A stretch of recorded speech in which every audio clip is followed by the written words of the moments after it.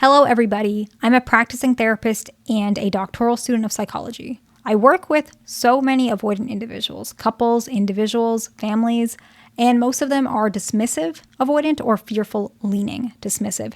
Today, we're going to go over a topic that is triggering. So I'm going to let y'all know it's going to be triggering for some of y'all.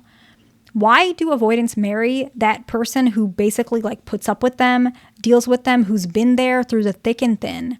Why do avoidants marry that person? Why do avoidants tend to love that person?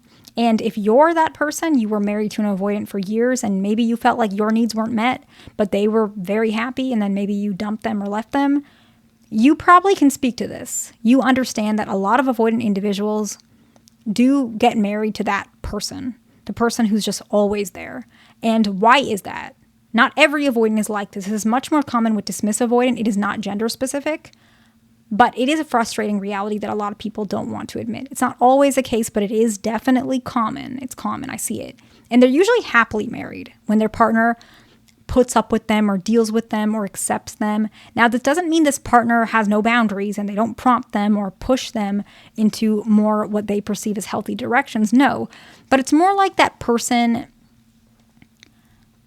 The reason why I say puts up, I guess is a better way to put it, because avoidants feel like they're very difficult to deal with. And so they perceive it like, oh, my wife put up with me for all these years. She's the best ever, right? I see that in session all the time. Or I'm so lucky, she's always stood by me.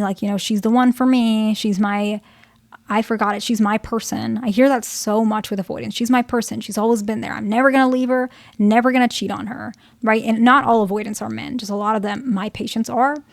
But I hear this so often. And then the partner is, maybe they're not feeling as into it or not as happy because they feel like they did put up with a lot. That's not always the case, right? But both people should meet their needs. But why does this happen? Why does this happen so often? So part of the reason is that a lot of it is their negative, not even their negative, but it's their belief system around love. A lot of avoidants believe that unconditional love means you stay by their side as long as they don't break your trust or hurt you, right? So they don't believe that their stubbornness or rigid concepts or their behaviors are that harmful. Now, if they cheated on you, they probably would understand. But if they've never cheated on you, they've never yelled at you, they've never hit you, they've never done any of those obvious things, in their mind, they think, I know I'm stubborn, but she puts up with me because she loves me so much and I love her so much or him so much. And I'm so grateful. I have the best relationship ever. That's how they feel. That's what they believe because they don't recognize sometimes how difficult it is for their partner to actually accept their stubbornness, rigid concepts, inability or difficulty with compromising. They don't realize that. They don't realize how much they put their partner through.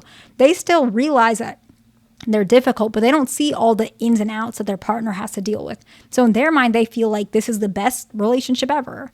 And so that's why they tend to marry that person, because it adds to their life. Avoidant individuals tend to be pretty selfish, not on purpose, but it's because when they were younger, all they had to do was figure out, okay, how do I shut my emotions off and how do I be as independent as possible?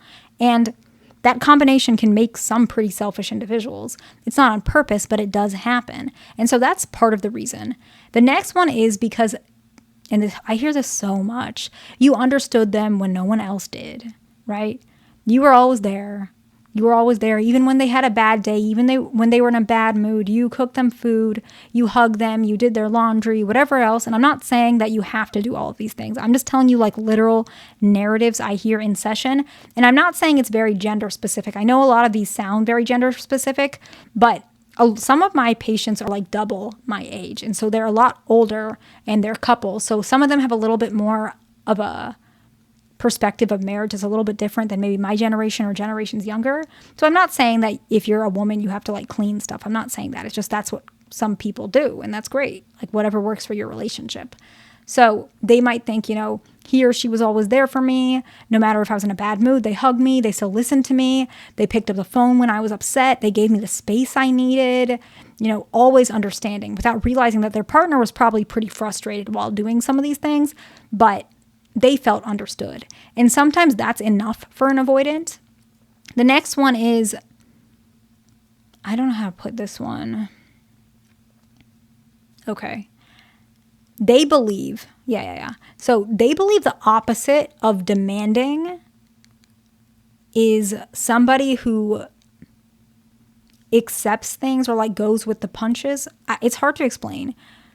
They believe the opposite of demanding or whatever they find triggering or like suffocating is gentle and kind, but they also believe it's somebody who sticks to the relationship in a commitment form rather than always a feeling forward way.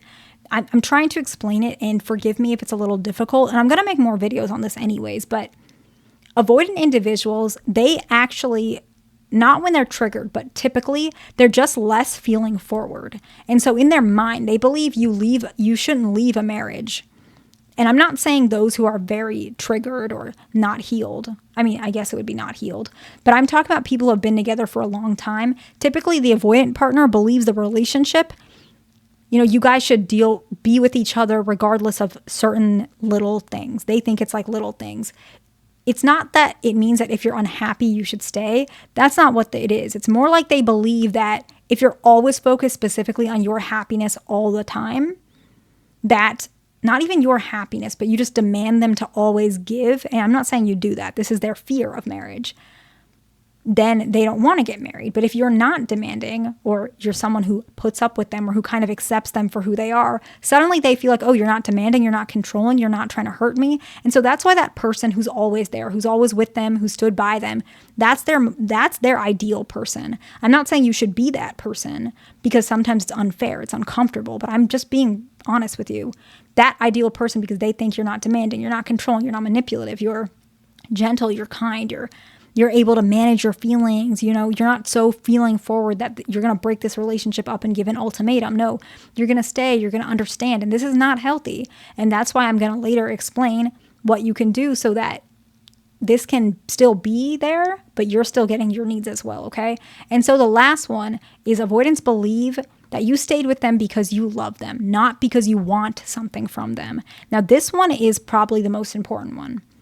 Avoidant individuals believe that love is conditional or transactional. They don't believe that. They actually believe the opposite, but they're afraid that it's going to be that way. So if they're not giving you that much, but you're still there, that means you love them for them. Now they're more willing to give you everything, but it's because they proved to themselves, they tested you to some extent, truly, that you love them for who they are, not what they can give you. And so therefore, because you stuck by them, now they're going to give you their love. It's not fair.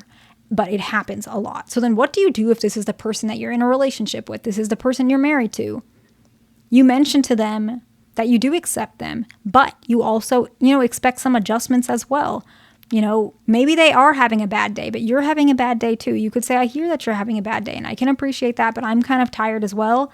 I wish that you could just listen to what's been bothering me. I want to talk, today, because avoidance, when they're upset, they don't like to talk or they need space. Well, what if they need space and today you want to talk? You can bring it up.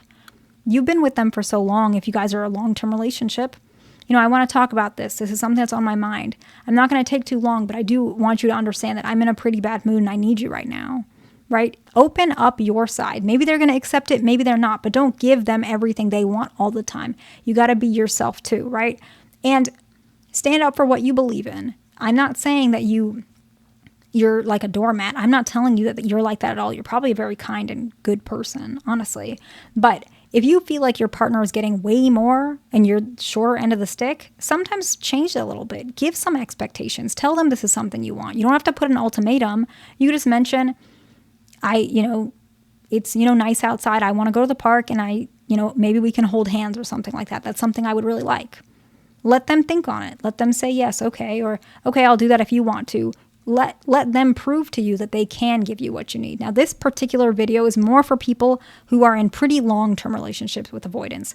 So it's not really informational to a lot of folks, but it was something that was on my mind today because I saw a lot of couples, and this was a pattern that I see a lot, okay? So I hope this video was informational to somebody.